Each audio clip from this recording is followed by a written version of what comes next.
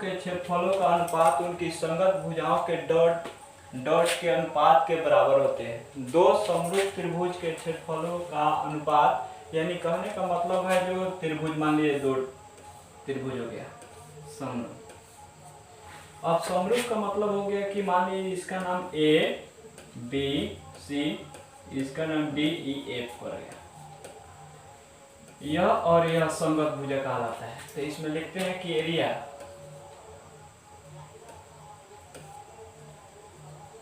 A B C बटा area D E F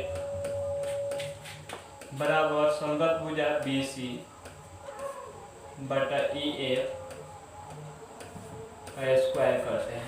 तो हमेशा कहने का दो समरूप त्रिभुजों के क्षेत्रफलों का अनुपात, तो यह क्षेत्रफल हो गया, अनुपात उनकी संगत भुजाओं, जब इसका क्षेत्रफल निकल जाएगा तो उसका क्षेत्रफल जो उनका संगत भुजा होता है उनके किसके बराबर होता है, तो याद रखिएगा कि वर्ग के बराबर होता है।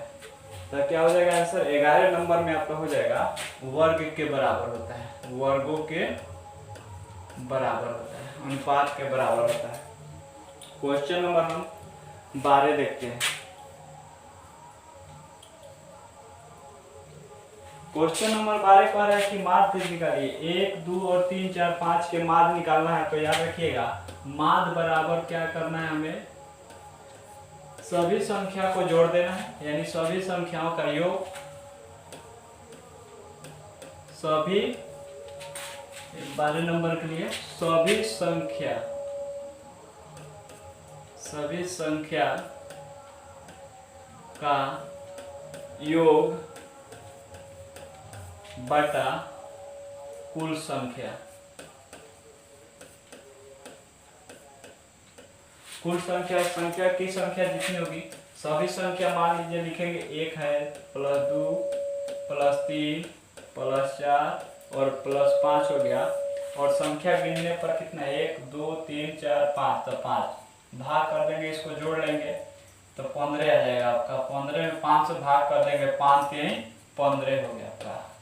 ये आपका माध्य जो इसका आपका आंसर क्या हो गया, 3 हो गया। आइए क्वेश्चन हम देखते हैं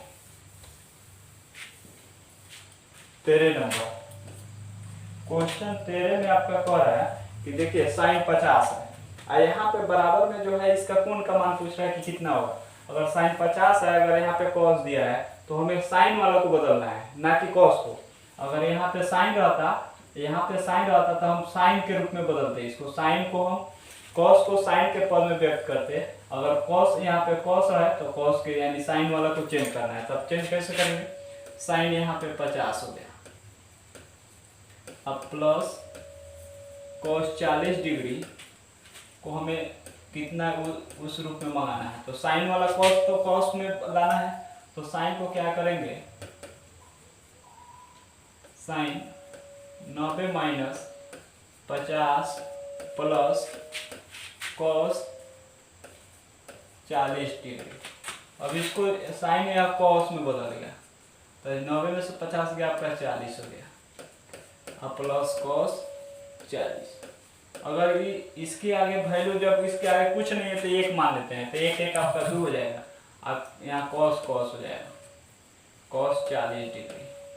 आपका आंसर यहाँ पे 40 डिग्री हो जाएगा, यहाँ पे 40 हो जाएगा। क्वेश्चन नंबर 14 देखते हैं।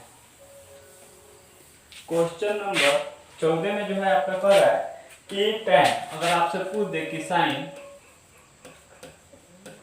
90 माइनस थीटा का मान क्या होता है, तो याद रखिएगा cos थीटा। उसी तरह पूछ रहा है कि tan 90 माइनस थीटा बराबर क्या होगा, तो cot थीटा होता है, याद रखिएगा। तो यहाँ पे क्या हो जाएगा, cot थीटा होता है। क्वेश्चन नंबर देखते हैं 15 नंबर। कह रहा है किसी वृत्त की स्पर्श रेखा डॉट डॉट बिंदुओं पर स्पर्श करता है, मतलब अब किस बिंदु पर स्पर्श करती है उसे क्या कहा जाता है, कितने बिंदु पर स्पर्श करता है, यह पूछ रहा है। तो मान लीजिए कि यह एक वृत्त हो गया, ठीक है। अब कह रहा है किसी वृत्त की स्पर्श रेखा डॉट डॉट बिंदु पर स्पर्श करती है, अब मान लीजिए स्पर्श हो गया, यानी कहने का मतलब है यह कितने बिंदु पर स्पर्श कर रही है, तो एक बिंदु पर, तो यहाँ पे लिखाएगा एक बिंदु पर स्पर्श करती है।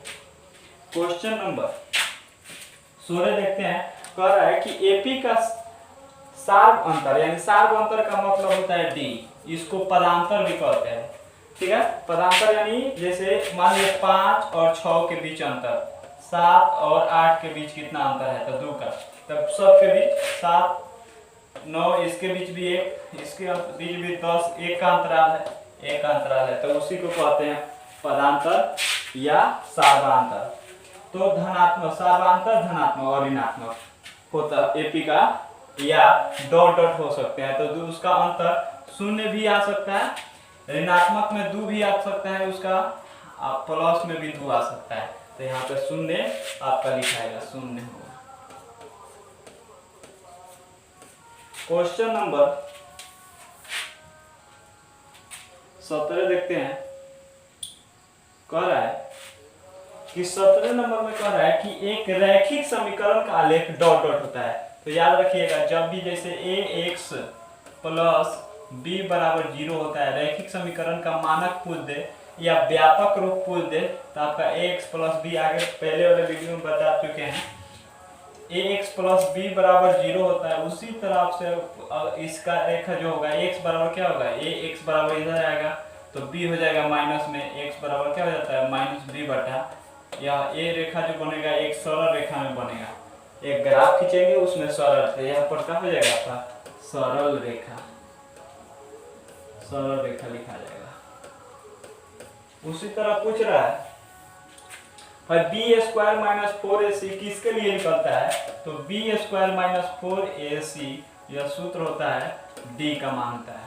ठीक है, इसी को हम विभक्तर कहते हैं। ठीक है, यह विभक्तर का सूत्र हो गया। इसको अगर d मूल का है कि d निकालिए, d का मान निकालिए, तो इसी सूत्र को बैठाते हैं द्विघात समीकरण में। जैसे a दे दिया है a 5x square plus 6x plus 1, तो यहाँ पे a का मान हो जाता है 5, b का मान हो जाता है 6 और c का मान हो जाता है 1, उसी में मान भर के लिख देते हैं और इसका मान निकालते हैं। तो याद रखिएगा, B square minus 4ac co dot dot कहा जाता है, तो विभक्तर कहा जाता है या डी कहा जाता है। ठीक है, क्वेश्चन नंबर देखते हैं। वह समीकरण जिसका कोई हल ना हो, तो जिसका, याद रखिए, जब जिसका कोई हल नहीं हो वह असंगत होता है।